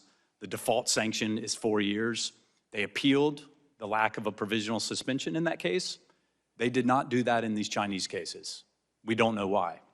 In that case, when she was exonerated, although Russia even announced it, they didn't find a violation or give her a suspension in those cases. Russia even announced it. WADA then appealed that case to the Court of Arbitration for Sport. They prosecuted that case, and they got the default sanction that otherwise should have been put in place by Russia, which was 4 years. That was an example, while it took too long, that was an example where the WADA did its job as the global watchdog and enforced the rules against Russia as those rules should have been enforced. Identical substance, similar low level, this time 23 athletes. They didn't appeal the provisional suspension. When China swept these under the rug, which is against the rules, even if you believed it was contamination, they didn't appeal that. They let China do that and get away with it. How they justify treating these cases different than how they treated Valieva case is, again, incredibly troubling, and it's why we've asked for the full China dossier. If there are distinctions in there that make sense and that are comport with the rules, then we'll be the first to say that. But right now, they are so far away from that, is why we're here asking for assistance and help. Thank you. I appreciate that. And let's take a look at another scenario. Mr. Tigert, you correctly mentioned in your written testimony that this is not the first time that this committee has addressed these issues. In 2017, we held a hearing to review WADA's role in response to the systematic doping that was uncovered in Russia. I believe that covered the area of 2014 to 2015, perhaps. What similarities or differences are there between that case and how WADA handled the case of the 23 Chinese swimmers?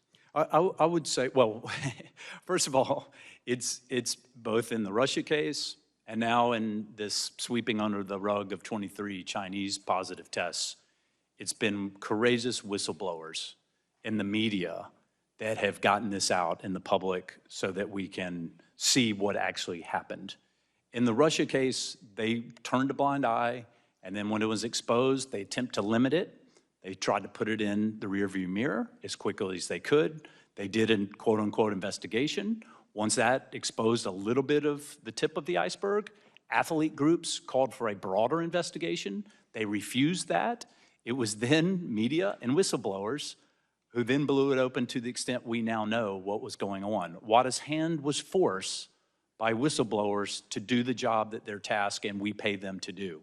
Here again in China, we never would have known about these 23 cases being covered up in violation of the rules that WADA has now admitted China didn't follow the rules. WADA's admitted that, but they didn't do anything about it.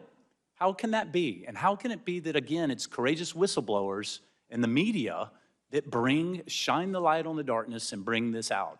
So now I think we all, and our athletes, as you've clearly heard, deserve to know what the truth actually is, and justice needs to be served in addition to the reform that we've talked about.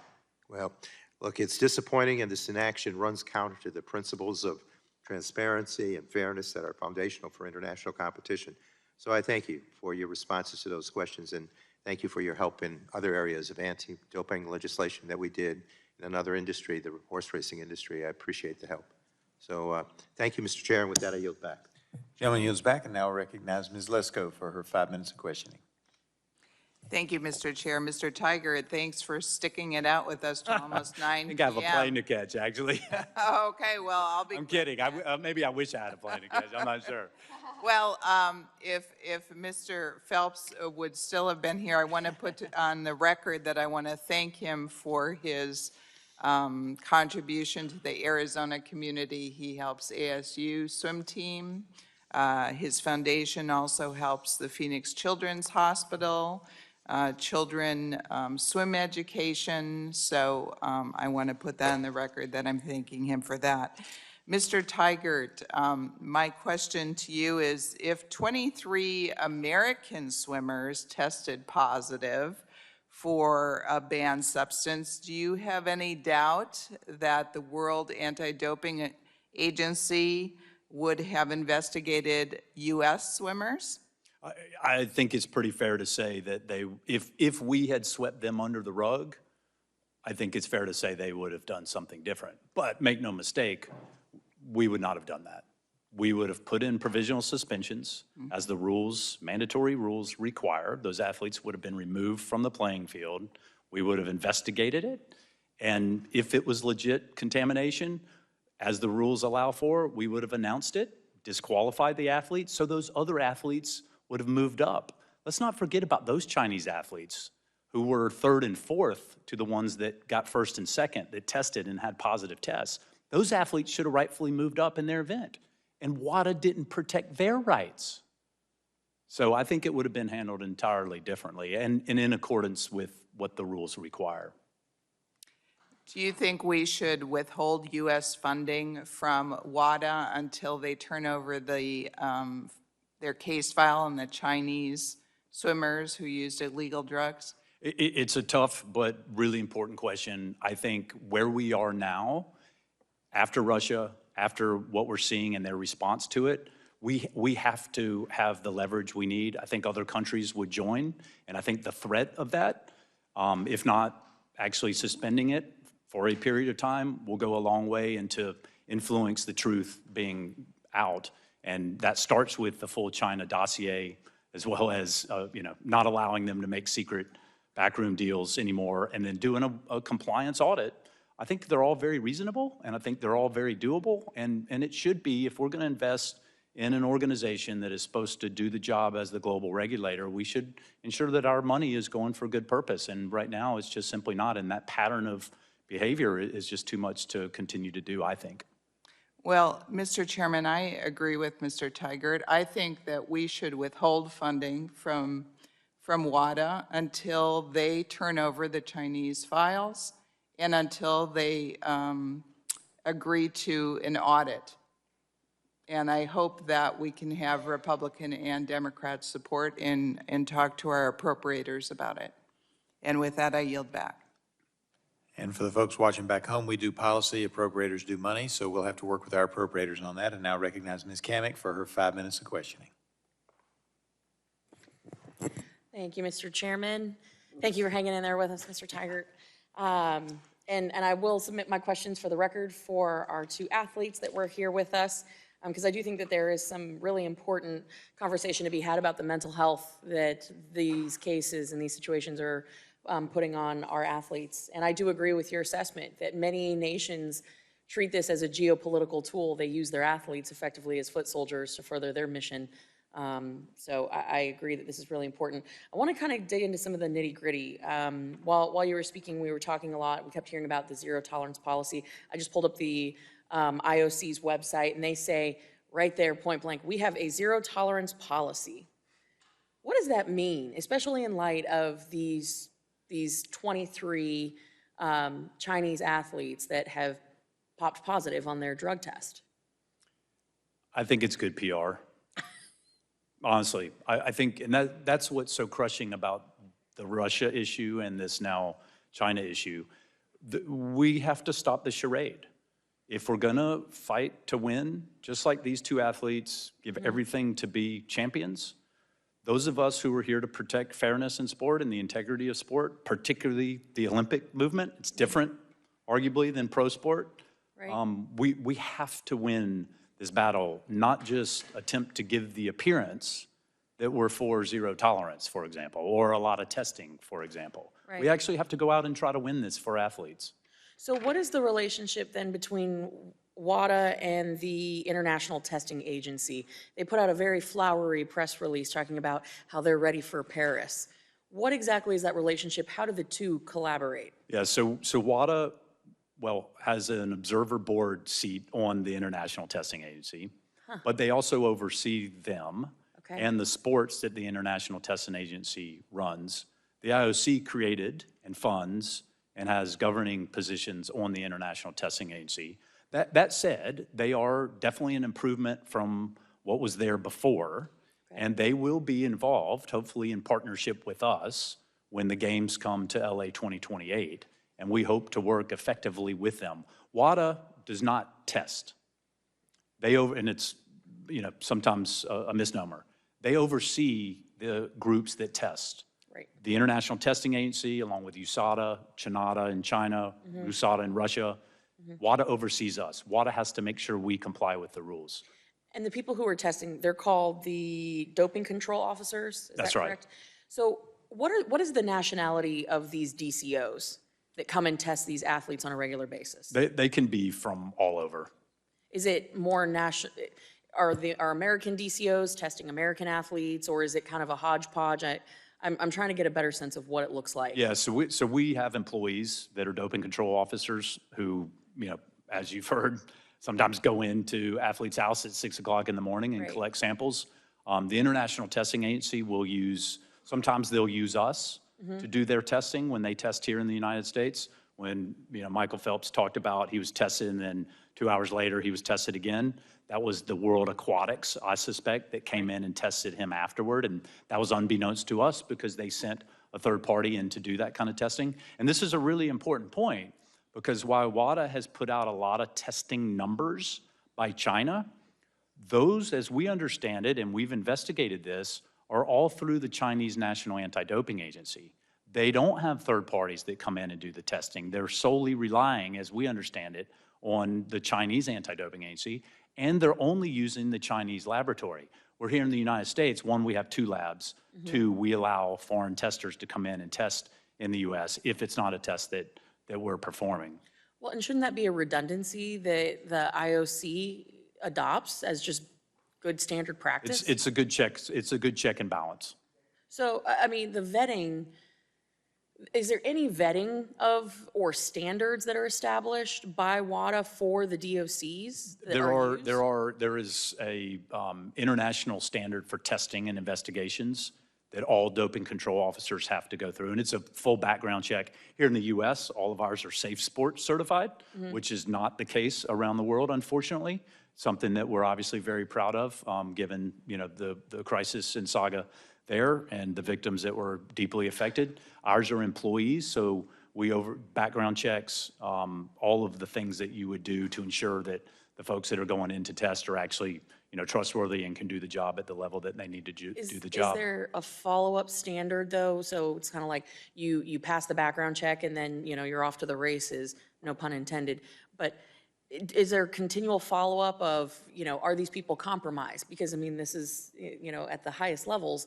Is there any follow-up with these DCOs along the way? Yeah, for sure. At least here in the United States, I couldn't speak to what happens necessarily around the world, but there's evaluation, constant athlete feedback, correction if there's, conformities, minor conformities that need to be dealt with, but constant oversight to make sure we've got the best people in the trenches doing that kind of work, because that's the first leg of the testing process. If you have bad collections, if you give advance notice, then it's only as good as, ultimately what you're going to collect, which athletes can find ways to defeat the system if they're given that advance notice. I'm getting the signal that my time has expired. I have some remaining questions that I will submit for the record. Thank you for your time and for appearing before the committee today. We appreciate it. I yield. Gentlelady yields back. Now waving on to the committee, we recognize Ms. Barragan, who's been here since the beginning, for her 5 minutes of questioning. Well, thank you, Mr. Chairman, and thank you to the committee for allowing me to wave on today. As a kid, I was a swimmer myself. My mother almost drowned when she was a kid, so she made sure that all of her kids would have the opportunity to learn how to swim. And once a year, I would perform in a big competition. And so as a kid, you watch the Olympics and you watch swimming. And it's so inspirational to see our athletes do this and perform.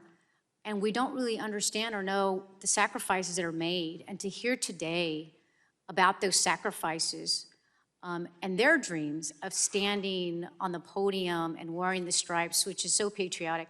Us as members of Congress who represent the United States need to do all we can to make sure we have their back and that they know we have their back.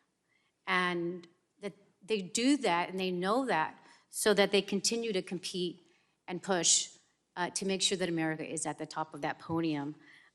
Mr. Tigart, you have told us a lot that has been very helpful. You mentioned, and we talked a little bit about how China has paid an additional $1.8 million to the World Anti-Doping Agency. How common is it for a nation to pay more than its dues? Is that normal or not so much? I don't think it's all that normal. I know in the investigations that I mentioned earlier, they gave out of that 1.8 roughly extra money above their dues, 500,000 was earmarked for investigations. My understanding is that's the only money that was extra that went to earmark specifically for the investigations division. But there have been other opportunities where governments have given extra money to the World Anti-Doping Agency for a science project or to develop a new collection model or something along those lines. The other really rare thing that I'll mention is that WADA also had a private sponsorship. They had 2 private sponsorships. This one that I'm referring to was with the Chinese sporting good manufacturer, Anta, that also has a sponsorship with the Chinese National Olympic Committee, as well as the Chinese National Swim Team and Swim Federation. So you can, obviously, the perception of the conflict, whether it's direct extra government money or it's a private sponsorship, which until now, and questions have been asked, no one's known what the value of that sponsorship was and what type of money, if it was money, they now say it was value in kind and shirts or clothing was given for some of their staff. But we haven't seen the detail of that. And the optics of that just erodes the confidence, once again, the trust that athletes have. And again, I'm not saying there's a quid pro quo there, but clearly the perception of a conflict and having money on the one hand extra and sponsorships and then allowing China to sweep these tests under the carpet is incredibly troubling. Right, and you've spoken quite a bit about some of what you would do. One of them you mentioned was a subpoena. And as a country who gives the most money, I would think that would be something that we would do, that we would say, hey, if we're gonna give you money, you gotta be here and answer questions. So thank you for bringing that up.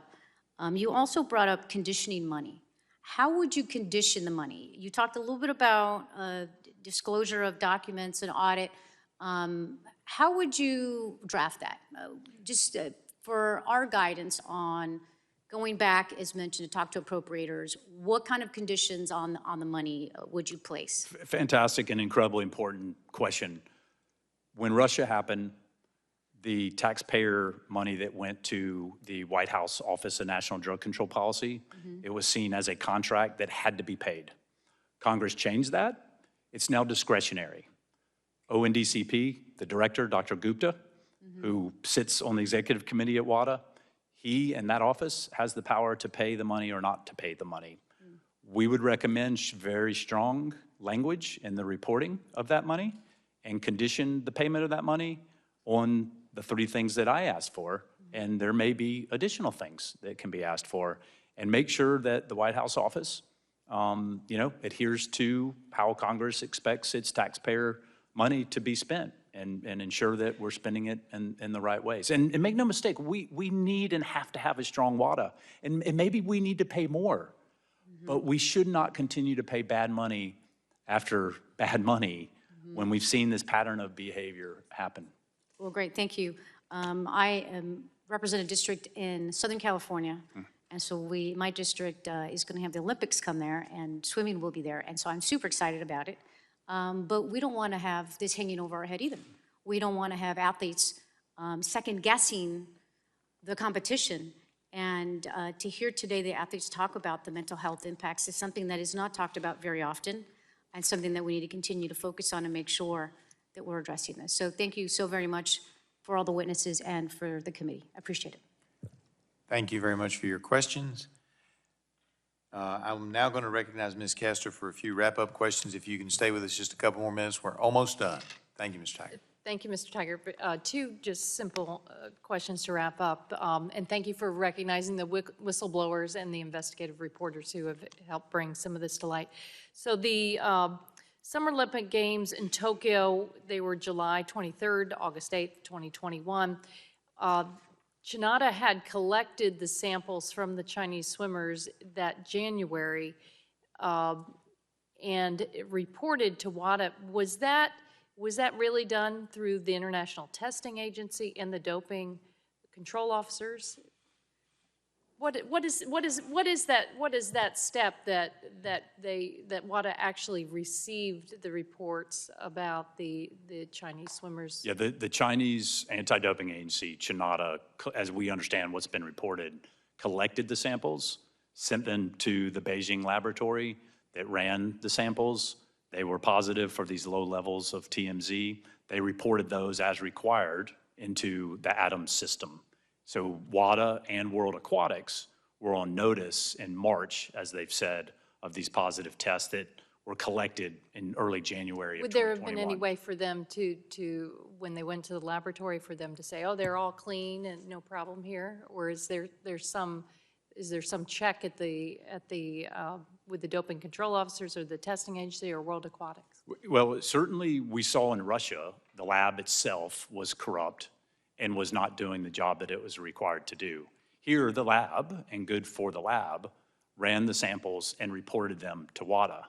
It then fell back to Chinada, who brought in the government to help them with the investigation, and they came up with this story that it was contamination. Then Chinada swept them under the carpet and didn't follow the rules that they were required to follow, and then sent that file as they're required to WADA, who was okay with it. Okay, that's helpful. So the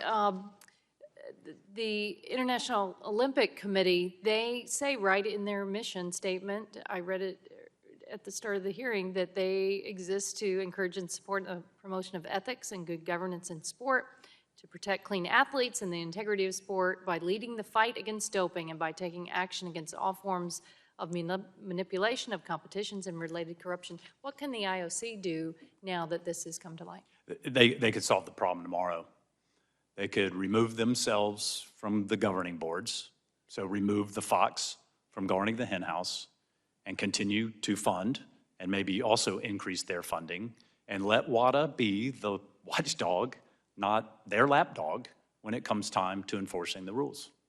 And what recourse since they have athletes that are headed to Paris, would there be some recourse there as well? We have to get to athletes deserve justice. And it's not just U.S. athletes, other athletes that swam in the 2021 Olympics and athletes who are going into the Paris Olympics for 2024. We have to get justice for those athletes. It's not fair for them to be haunted, as you heard from Allison Schmidt, for the rest of their lives, whether or not those athletes from China who had these positive tests should have been there or not. And it's why we need someone that understands the rules, that's given the freedom and the access to dive into the cases themselves, not a review of what WADA did, but actually get to the facts of the cases, prosecute the cases like we have called for from the very beginning, and get justice for all the world's athletes. Thank you. I yield back. Gentlelady yields back. I have a few follow-up questions. One, I thought it was a good point you made earlier that some of the Chinese swimmers were not, did not test positive for the illegal substance, and they too were cheated.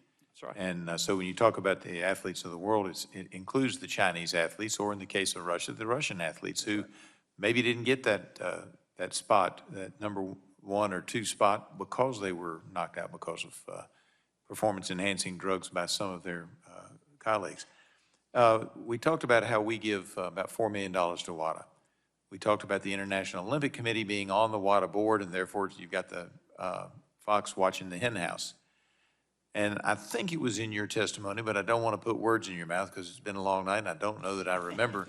But I believe in your written testimony, you indicated that maybe NBC, as a major contributor of funds to the IOC, might have influence on this as well. Did I remember that correctly, or was that somebody else's? I for sure made reference to the sponsors.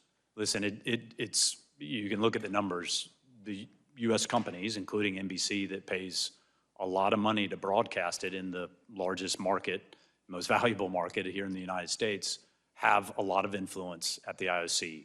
We would hope the sponsors will listen to the athletes and finally say enough is enough, IOC, get this fixed. And it's a simple fix. Make it independent, have it do the right thing to try to win this for clean athletes, not just go through a charade where we pretend that we have clean sport, but actually provide clean sport. And look, I think we can say in no country, and please do not misunderstand me, the U.S. included, we've had some of the most hardcore intentional cheaters. Look at the Lance Armstrong case. Go back to the Balco case. We removed 5 medals from one of our top athletes back in 2000. But you can win it, and you can raise a generation of athletes like you've heard from today who want to do it the right way. No kid on a playground grows up and says, oh, I can't wait to be an Olympian so I can inject myself with dangerous drugs. It just doesn't happen. People want to win the right way. We know you're not a winner if you cheat to win, but we have to build a system that's fair and firmly applies without fear or favor to every country and every athlete what the rules dictate.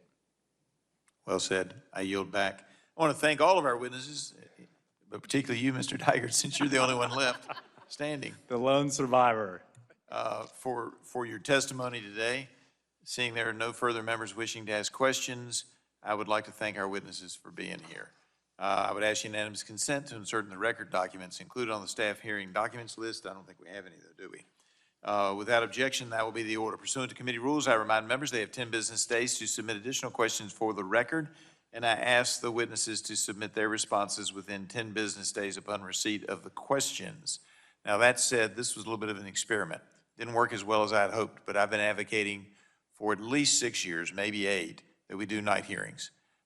So thank you, Mr. Tigert. I appreciate our other witnesses who had to leave for participating in this experiment. I want to get it shortened up where we start at 6 and we end at 8:30, but we'll make it happen. Without objection, subcommittee is adjourned.